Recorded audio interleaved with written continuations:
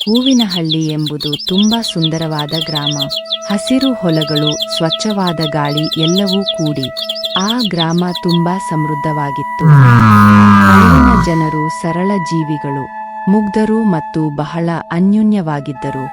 ಆದರೆ ಆ ಗ್ರಾಮದ ಅಂಚಿನಲ್ಲಿ ಒಂದು ಹಳೆಯ ದೊಡ್ಡ ಮನೆಯಿತ್ತು. ಆ ಮನೆಯ ಬಳಿ ಹೋಗಲು ಎಲ್ಲರೂ ಹೆದರುತ್ತಿದ್ದರು. ಅಯ್ಯೋ, ಮಳೆ ತುಂಬಾ ಜೋರಾಯಿತು.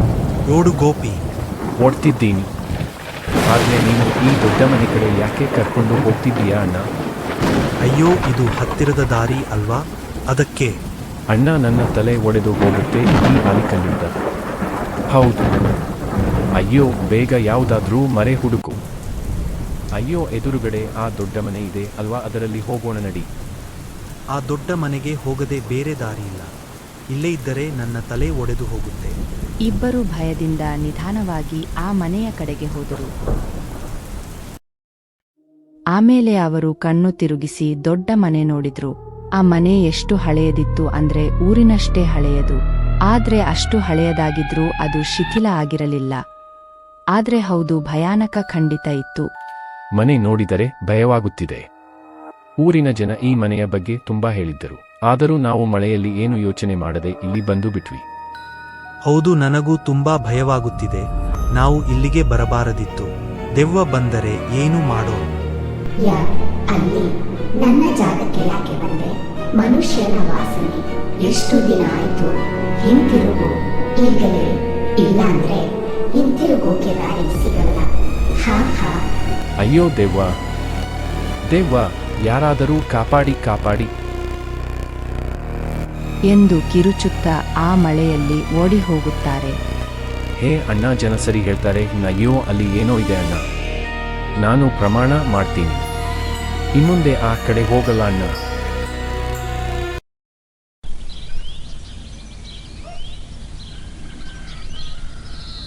ಕೆಲವು ದಿನಗಳ ನಂತರ ಒಂದು ವಿಚಿತ್ರ ಘಟನೆ ನಡೆಯಿತು. ಗ್ರಾಮಕ್ಕೆ 4 ಹೊಸ ಜನರು ಬಂದರು. ಒಬ್ಬ ಯುವ ದಂಪತಿ, ಮಗು ಮತ್ತು ಯುವಕ. ನೀವು ಯಾರು? ಈ ಊರಿಗೆ ಹೇಗೆ ಬಂದ್ರಿ? ಇಷ್ಟು ದಿನ ನಾವು ನಿಮ್ಮನ್ನು ನೋಡೇ ಇಲ್ಲ. ನಮಸ್ತೆ, ನನ್ನ ಹೆಸರು ರಘು. ಇವಳು ನನ್ನ ಹೆಂಡತಿ ರೇಖಾ ಮತ್ತೆ ಇವಳು ನನ್ನ ಮಗಳು. ಇವನು ನನ್ನ ತಮ್ಮ ಪ್ರಕಾಶ್. ನಾವು ಇಲ್ಲಿಗೆ ನಮ್ಮ ಮನೆ ಮಾರೋಕೆ ಬಂದಿದ್ದೀವಿ. ಈ ಊರಲ್ಲಿ ನಿಮ್ಮದೇ ಮನೆ ಇದೆಯಾ? ಎಲ್ಲಿದೆ? ಊರಿನ ಅಂಚಿನಲ್ಲಿ ಇದೆಯಲ್ಲ ದೊಡ್ಡ ಮನೆ, ಅದು ನಮ್ಮ ಮನೆ. ಆ ದೊಡ್ಡ ಮನೆ ನಿಮ್ಮದೇನಾ? ಹೌದು, ಆ ದೊಡ್ಡ ಮನೆ ನಮ್ಮ ತಾತನದ್ದು. ಈಗ ನಾವು ಅದನ್ನು ಮಾರಬೇಕು ಅಂತ ಇದ್ದೀವಿ. ಇದನ್ನು ಕೇಳಿ ಗೌಡ ಬೆಚ್ಚಿಬಿದ್ದ. ಗ್ರಾಮದ ಜನರೂ ಸುತ್ತ ಸೇರಿದರು. ಎಲ್ಲರೂ ಗುಸುಗುಸು ಮಾತಾಡಲು ಶುರು ಮಾಡಿದರು. ಮಗ, ಆ ದೊಡ್ಡ ಮನೆ ಇವತ್ತಿಗೂ ಊರಿನ ಬೇಕೆ ಕಾರಣ. ಅಲ್ಲಿ ಒಂದು ದೆವ್ವ ಮುದುಕಿ ಕಾಣಿಸುತ್ತೆ. ವಿಚಿತ್ರ ತರಹ.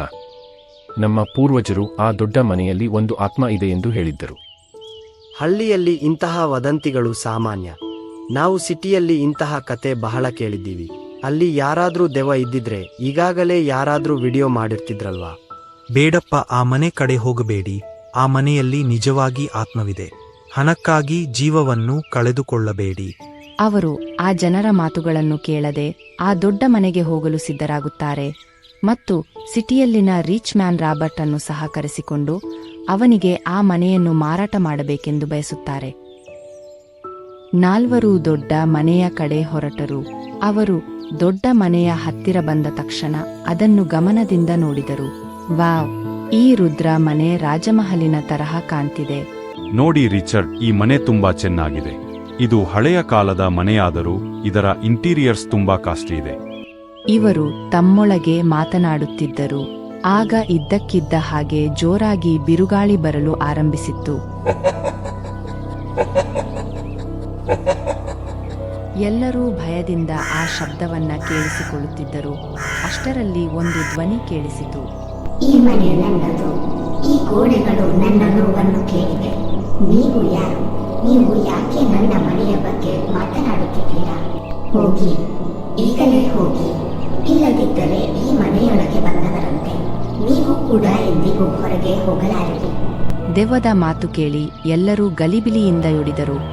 ರಾಬರ್ಟ್ ಈ ಮನೆಯ ಸವಾಸ ಬೇಡ ಎಂದು ತನ್ನ ಕಾರನ್ನು ಹತ್ತಿ ಅಲ್ಲಿಂದ ಬೇಗನೆ ಹೊರಟನು. ಕಾಪಾಡಿ, ಕಾಪಾಡಿ. ಯಾರಾದರೂ ನಮ್ಮನ್ನು ಕಾಪಾಡಿ, ಇಲ್ಲಿ ದೆವ್ವ ಬಂದಿದೆ, ಕಾಪಾಡಿ. ಮರುದಿನ ಬೆಳಗ್ಗೆನೆ ರಘು ಊರಿನ ಮುಖ್ಯಸ್ಥರನ್ನು ಭೇಟಿ ಮಾಡಿದನು ಮತ್ತು ನಡೆದ ವಿಷಯವನ್ನ ಅವರಿಗೆ ತಿಳಿಸಿದನು. ನೋಡಪ್ಪ, ನಾವು ನಿಮಗೆ ಮುಂಚೆನೆ ಹೇಳಿದ್ವಿ, ದೊಡ್ಡ ಮನೆಯಲ್ಲಿ ದೆವ್ವ ಇದೆ, ಹೋಗಬೇಡಿ ಎಂದು. ಆದರೆ ನೀವು ನಮ್ಮ ಮಾತು ಕೇಳಲಿಲ್ಲ. ಈಗ ಸಮಸ್ಯೆ ದೊಡ್ಡದಾಗಿದೆ. ಹೌದು ಗೌಡರೇ, ನಮ್ಮಿಂದ ತಪ್ಪಾಗಿದೆ. ಆದರೆ ಈಗ ನಾವು ಏನು ಮಾಡಬೇಕು? ನೋಡಪ್ಪ ರಘು, ನನಗೆ ಒಬ್ಬ ಮಂತ್ರವಾದಿ ಗೊತ್ತಿದ್ದಾನೆ. ಅವನು ಈ ದೆವ್ವ ಭೂತಗಳನ್ನು ಬಂಧಿಸಿಡುತ್ತಾನೆ. ನೀನು ಅವನ ಬಳಿ ಹೋದರೆ ಈ ನಿನ್ನ ಸಮಸ್ಯೆಗೆ ಉತ್ತರ ಸಿಗಬಹುದು. ನೀನು ಒಮ್ಮೆ ಅವನನ್ನು ಹೋಗಿ ನೋಡು, ಏಕೆಂದರೆ ಅವನು ಸಿಗುವುದು ಕಷ್ಟ. ಸರಿ ಗೌಡರೇ, ನಾನು ಅವರ ಬಳಿ ಖಂಡಿತವಾಗಿ ಹೋಗುತ್ತೇನೆ. ಪ್ರಕಾಶ್ ಮತ್ತು ರಘು ಇಬ್ಬರು ಆ ಮಂತ್ರವಾದಿ ಹತ್ತಿರ ಬರುತ್ತಾರೆ. ಕುಳಿತುಕೊಳ್ಳಿ. ಏನು ನಿಮ್ಮ ಸಮಸ್ಯೆ? ನೀವು ನನ್ನನ್ನು ಕಾಣಲು ಏಕೆ ಬಂದಿದ್ದೀರಿ? ಈ ಊರಿನಲ್ಲಿ ಇರುವ ಆ ದೊಡ್ಡ ಮನೆ ನಮ್ಮ ತಾತನದ್ದು. ನಾವು ಅದನ್ನು ಮಾರಬೇಕೆಂದು ಇಲ್ಲಿಗೆ ಬಂದಿದ್ದೆವು. ನಾವು ಆ ಮನೆಯಲ್ಲಿ ಹೋಗಿ ನೋಡಿದರೆ ಅಲ್ಲಿ ದೆವ್ವ ಇತ್ತು. ನೀವು ಆ ದೆವ್ವವನ್ನ ಬಂಧಿಸಬೇಕು. ಸರಿ, ನಾನು ಆ ದೆವ್ವವನ್ನು ಬಂಧಿಸಬಹುದು. ಆದರೆ ನನ್ನೊಬ್ಬನಿಂದ ಸಾಧ್ಯವಿಲ್ಲ. ಅದಕ್ಕೆ ನಮ್ಮ ಗುರುಗಳು ಬರಬೇಕು, ಏಕೆಂದರೆ ಅದು ತುಂಬಾ ವರ್ಷಗಳ ಪ್ರೇತಾತ್ಮವಾಗಿದೆ. ಆಯಿತು, ನೀವು ನಾಳೆ ನಿಮ್ಮ ಗುರುಗಳನ್ನು ಕರೆಸಿ. ನಾವು ನಾಳೆ ಬರುತ್ತೇವೆ ಎಂದು ಹೇಳಿ ಅಲ್ಲಿಂದ ಹೊರಟು ಹೆಂಡತಿಯ ಬಳಿ ಬರುತ್ತಾನೆ. ನೋಡು ರೇಖಾ, ನಾವು ಒಬ್ಬ ಮಂತ್ರವಾದಿಯ ಬಳಿ ಹೋಗಿದ್ದೆವು. ಅವನು ಆ ದೆವ್ವವನ್ನ ಬಂಧಿಸುತ್ತೇನೆ ಎಂದು ಹೇಳಿದ್ದಾರೆ. ನಾವು ನಾಳೆ ಊರ ಜನರನ್ನು ಕರೆದುಕೊಂಡು ಆ ಮಂತ್ರವಾದಿ ಬಳಿ ಹೋಗುತ್ತೇವೆ. ಗಂಡನ ಈ ಮಾತು ಕೇಳಿ ರೇಖಾಗೆ ನಿರಾಳ ಆಯಿತು. ಗುರುಗಳೇ, ಹೂವಿನಹಳ್ಳಿಯಲ್ಲಿ ಒಂದು ದೊಡ್ಡ ಮನೆ ಇದೆ. ಆ ಮನೆಯಲ್ಲಿ ಪ್ರೇತಾತ್ಮವಿದೆ. ಅದನ್ನು ನಾವು ಬಂಧಿಸಬೇಕಾಗಿದೆ. ಅದಕ್ಕೆ ನನಗೆ ನಿಮ್ಮ ಸಹಾಯ ಬೇಕು. ಮರುದಿನ ಘೋರ ನಾಕ್ಷಿ, ರುಲಾಕಾರ, ಜುಂಭಾಲ, ಕ್ರೂಂದರಾಕ, ಶಿಂಬಾರೋಕ, ಗ್ರಾನ್ ಗ್ರಾನ್ ಗ್ರಾನ್, ಜಾಲುಕ್ರೋಮ್, ನಾಕುತ್ರೋಮ್, ಬಲ್ಕಾರಾಶು, ದ್ರುಮ್ಕಾಶು, ಕಾಲಾಜೋರ, ಮುರಾಶಾನ್, ಗ್ರೂನ್ ಗ್ರೂನ್ ಗ್ರೂನ್, ಕ್ರೋಂಬಲಾಶಿ, ದುರಾಕ್ಷಿಂಬ, ನೋರಾಖಾಲು, ಜುನ್ ಜುನ್ ರಾಕ್ಷ, ಗ್ರಾನ್. ಯಾರು ನೀನು? ಗ್ರಾನ್ ಇಲ್ಲಿಗೆ ಯಾಕೆ ಬಂದಿರುವೆ? ಬಂದು ಈ ಊರಿನ ಜನಕ್ಕೆ ಏಕೆ ತೊಂದರೆಯನ್ನು ಕೊಡುತ್ತಿರುವೆ? ಕಾಲು ದುರ್ಮ. ನಾನು ಯಾರಿಗೂ ತೊಂದರೆಯನ್ನು ಕೊಟ್ಟಿಲ್ಲ. ನೀವು ಏಕೆ ನನ್ನನ್ನು ಇಲ್ಲಿ ಕಳಿಸಿದ್ದೀರಿ? ನೀನು ಬಂದಿರುವ ಉದ್ದೇಶವಾದರೂ ಏನು? ಏಕೆ ಬಂದಿರುವೆ ಹೇಳುವೆಯಾ? ಇಲ್ಲವಾದರೆ ನಿನ್ನನ್ನು ಬಂಧಿಸಿಬಿಡುತ್ತೇನೆ. ಅಯ್ಯೋ ಅಯ್ಯಯ್ಯೋ, ಬೇಡ, ನಾನು ಹೇಳುತ್ತೇನೆ. 2000 ವರ್ಷಗಳ ಇಂದಿನ ಕತೆ ಇದು. ನಾನು ಬಡತನದಲ್ಲಿ ಬೆಳೆದ ಹುಡುಗಿ. ನನಗೆ ರಾಹುಲ್ನ ಪರಿಚಯವಾಯಿತು. ನಾವಿಬ್ಬರು ಪ್ರೀತಿಸಿ ಮದುವೆ ಮಾಡಿಕೊಂಡೆವು. ನೋಡಮ್ಮ ಭಾರ್ಗವಿ, ನೀನು ಕಾಲಿಟಗಳಿಗೆ ನಮಗೆ ಬಿಸಿನೆಸ್ ತುಂಬಾ ಲಾಭವಾಗಿದೆ. ನೀನು ತುಂಬಾ ಒಳ್ಳೆಯವಳು. ನಿನ್ನ ಕಾಲು ಗುಣ ತುಂಬಾ ಚೆನ್ನಾಗಿದೆ. ಕೆಲವು ವರ್ಷಗಳು ಕಳೆದವು. ಎಲ್ಲ ಇತ್ತು, ಆದರೆ ಮಕ್ಕಳಾಗಲಿಲ್ಲ. 5 ವರ್ಷವಾದರೂ ಮಕ್ಕಳು ಹುಟ್ಟಲಿಲ್ಲ. ಆದರೆ ನನಗೆ ಮಕ್ಕಳ ಅಂದರೆ ತುಂಬಾ ಪ್ರೀತಿ. ಅದಕ್ಕೆ ವಾರಕ್ಕೆ ಒಮ್ಮೆ ನನ್ನ ಅಕ್ಕನ ಮಕ್ಕಳನ್ನ ನೋಡಲು ಹೋಗುತ್ತಿದ್ದೆ. ಗೀತಾ, ರವಿ, ಸಾಕು, ಇನ್ನು ಹೋಗಿ ಓದಿಕೊಳ್ಳಿ. ನಾಳೆ ಸ್ಕೂಲಿಗೆ ಹೋಗಬೇಕಲ್ಲವಾ? ಹೋಮ್ವರ್ಕ್ ಎಲ್ಲ ಮುಗಿಸಿ ಹೋಗಿ. ಇರಲಿ ಬಿಡು ಅಕ್ಕ, ಆಮೇಲೆ ಹೋಗುತ್ತಾರೆ. ನಾನು ಅವರಿಗಾಗಿ ಹಣ್ಣನ್ನು ತಂದಿದ್ದೇನೆ. ಅವರು ಅದನ್ನ ತಿಂದಿ ನನ್ನ ಜೊತೆ ಸ್ವಲ್ಪ ಹೊತ್ತು ಆಟ ಆಡಿ ನಂತರ ಓದಿಕೊಳ್ಳುತ್ತಾರೆ. ನೀವಿನ್ನು ಹೊರಡುತ್ತಿರೋ ಇಲ್ವೋ? ಯಾಕೆ ಅಕ್ಕ ಅವರನ್ನು ಕಳಿಸಿಬಿಟ್ಟೆ? ನಿನಗೆ ನಮ್ಮ ಬೇಕಾದಷ್ಟಿದೆ. ನೀನು ಶ್ರೀಮಂತಳು, ಆದರೆ ನಮಗೆ ಅಷ್ಟು ಶ್ರೀಮಂತಿಕೆ ಇಲ್ಲ. ನನ್ನ ಮಕ್ಕಳೇ ನನಗೆ ಆಸ್ತಿ. ಅವರನ್ನು ಚೆನ್ನಾಗಿ ಓದಿಸಿ ಅವರನ್ನ ಶ್ರೀಮಂತರಾಗಿ ಮಾಡಬೇಕು. ಅದು ಅಲ್ಲದೆ ಶ್ರೀಮಂತಿಕೆ ಇದ್ದು ಏನು ಪ್ರಯೋಜನ? ಮಕ್ಕಳೇ ಇಲ್ಲದ ದುರಾದೃಷ್ಟವಂತೆ ನೀನು. ಶ್ರೀಮಂತಿಕೆಯನ್ನು ಸಂಪಾದಿಸಬಹುದು, ಆದರೆ ಮಕ್ಕಳನ್ನು ಸಾಧ್ಯವಿಲ್ಲ ಅಲ್ಲವಾ? ಏಕೆ ಎದ್ದು ಹೋಗುತ್ತಿರುವೆ? ನಿಜ ಹೇಳಿದ್ದಕ್ಕೆ ಕೋಪ ಬಂತ? ಅಕ್ಕ ಹೇಳಿದ್ದು ನಿಜ ಅಲ್ವಾ? ನನಗೆ ಅವಶ್ಯಕತೆ ಇಲ್ಲದ್ದು ಎಲ್ಲ ಇದೆ, ಆದರೆ ಅವಶ್ಯಕತೆ ಇರುವ ಮಕ್ಕಳೇ ಇಲ್ಲ. ಅವತ್ತಿನ ನನ್ನ ದುಃಖ ಕೊನೆವರೆಗೂ ಉಳಿಯಲಿಲ್ಲ. ಕೆಲವೇ ದಿನಗಳಲ್ಲಿ ನನಗೆ ಮಕ್ಕಳಾಗುವ ಸಂದರ್ಭ ಬಂದಿತ್ತು. ಎಲ್ಲೆಲ್ಲೂ ಖುಷಿ ಕಾಣಿಸುತ್ತಿತ್ತು. ರಾಹುಲ್, ಏಕೆ ಹೀಗೆ ಓಡಾಡುತ್ತಿರುವೆ? ಏನೂ ಆಗುವುದಿಲ್ಲ. ನಿನಗೆ ವಂಶೋದ್ಧಾರಕನೇ ಹುಟ್ಟೋದು. ಹೌದು ಅಪ್ಪ, ಅದು ನನಗೆ ಗೊತ್ತಿದೆ. ಹಲವು ವರ್ಷಗಳ ನಮ್ಮ ಕನಸು ಈಡೇರುತ್ತಿದೆ. ನನಗೆ ಖುಷಿಯನ್ನು ತಡೆಯಲು ಆಗುತ್ತಿಲ್ಲ ಅಪ್ಪ. ರಾಹುಲ, ನಿಮ್ಮ ಮನೆಗೆ ಲಕ್ಷ್ಮಿ ಬಂದಿದ್ದಾಳೆ. ಇವಳು ಇನ್ನಷ್ಟು ನಿಮ್ಮ ಮನೆಗೆ ಸುಖ, ಶಾಂತಿ, ನೆಮ್ಮದಿ, ಆಸ್ತಿ, ಐಶ್ವರ್ಯವನ್ನು ತಂದುಕೊಡುತ್ತಾಳೆ. ನೀನು ಪುಣ್ಯ ಮಾಡಿದ್ಯ ಕಣೋ. ಯಾವ ಲಕ್ಷ್ಮಿ? ನನಗೆ ವಂಶೋದ್ಧಾರಕ ಬೇಕಾಗಿತ್ತು. ನನಗೆ ಹೆಣ್ಣು ಮಗು ಬೇಡವಾಗಿತ್ತು. ಅಷ್ಟು ಪುಣ್ಯ ಅಂತ ಅನಿಸಿದರೆ ಇದನ್ನು ನೀನೇ ತೆಗೆದುಕೊಂಡು ಹೋಗು. ನನಗೆ ಈ ಮಗು ಬೇಡ. ನಾನು ಇದನ್ನು ಯಾವತ್ತೂ ಒಪ್ಪಿಕೊಳ್ಳುವುದಿಲ್ಲ. ಕೆಲವು ತಿಂಗಳ ನಂತರ ನನ್ನ ಮುದ್ದು ಮಗಳು ಇವಳು ನನಗೆ ತಾಯ್ತನದ ಸುಖವನ್ನು ನೀಡಿದ್ದಾಳೆ. ಇವಳು ನನಗೆ ತುಂಬಾ ಇಷ್ಟ. ಮಗು ಮಲಗಿದೆ, ನಾನಿನ್ನು ಊಟವನ್ನು ಮಾಡಿ ಬರಬಹುದು.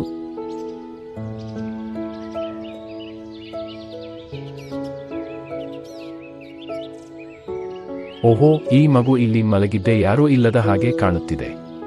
ಇದನ್ನು ಬಾಬಾ ಹೇಳಿದ ಹಾಗೆ ಅವರ ಬಳಿ ಕರೆದುಕೊಂಡು ಹೋಗಿ ಬಲಿಯನ್ನ ಕೊಟ್ಟರೆ ನನಗೆ ಗಂಡು ಮಗು ಜನಿಸುತ್ತದೆ. ಇದೇ ಒಳ್ಳೆಯ ಸಮಯ. ನಾನು ಇದನ್ನ ಯಾರು ನೋಡದ ಹಾಗೆ ಬಾಬನ ಬಳಿ ಕರೆದುಕೊಂಡು ಹೋಗುತ್ತೇನೆ. ಯಾರಿಗೂ ಗೊತ್ತಾಗದ ಹಾಗೆ ಅತ್ತ ಇತ್ತ ನೋಡುತ್ತಾ ರಾಹುಲ್ ಬಾಬಾನ ಮಾಯದ ಗುಹೆಯೊಳಗೆ ಬರುತ್ತಾನೆ.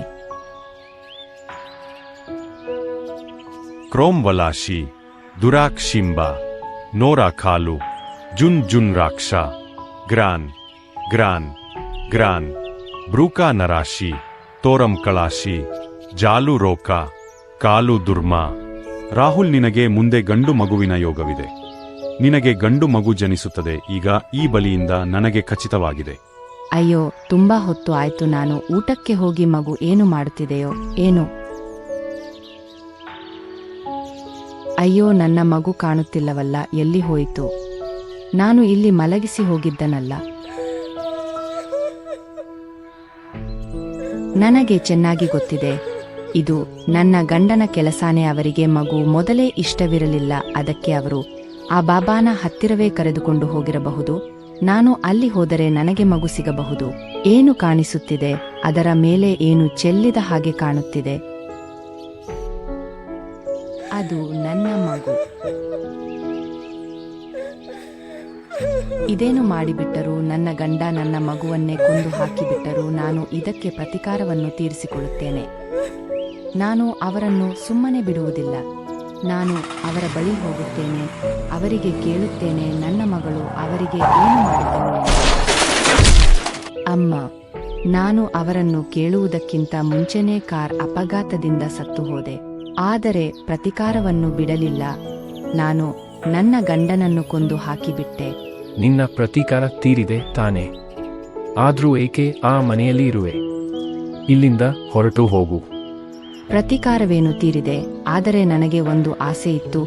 ನನ್ನ ಮಗಳ ಅಂತ್ಯ ಸಂಸ್ಕಾರ ಮಾಡಿ ಅವಳ ಆತ್ಮಕ್ಕೆ ಶಾಂತಿಯನ್ನು ನೀಡಬೇಕು ಎಂದು. ಆದರೆ ಅದರ ಮುಂಚೆಯೇ ನಾನು ಹೋಗಿಬಿಟ್ಟೆ. ಆದ್ದರಿಂದ ನಾನು ಹೀಗೆ ಅತೃಪ್ತ ಆತ್ಮವಾಗಿ ತಿರುಗುತ್ತಿದ್ದೇನೆ. ನಿನ್ನ ಆಸೆಯನ್ನು ಪೂರೈಸಿದರೆ ನೀನು ಇಲ್ಲಿಂದ ಹೋಗುತ್ತೀಯಾ? ಖಂಡಿತವಾಗಿ ಹೋಗುತ್ತೇನೆ. ಆಗ ನನಗೆ ತೃಪ್ತಿ ಸಿಗುತ್ತದೆ. ಆದರೆ ನೀವು ಅಂತ್ಯ ಸಂಸ್ಕಾರ ಮಾಡುವುದನ್ನು ನೋಡಿ ಹೋಗುತ್ತೇನೆ. ಸರಿ ಆಯ್ತು. ಹಾಗಾದರೆ ಊರಿನ ಜನ ಎಲ್ಲ ಸೇರಿ ಅಂತ್ಯ ಸಂಸ್ಕಾರವನ್ನು ನೆರವೇರಿಸಿ ಕೊಡುತ್ತಾರೆ.